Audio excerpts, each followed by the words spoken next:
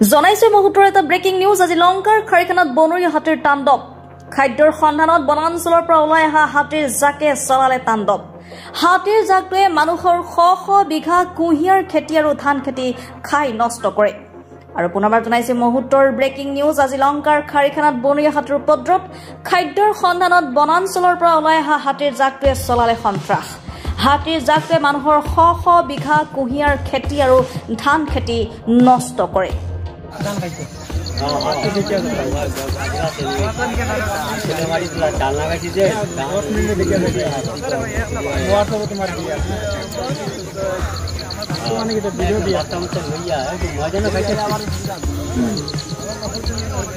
বাগানা না দান খেতে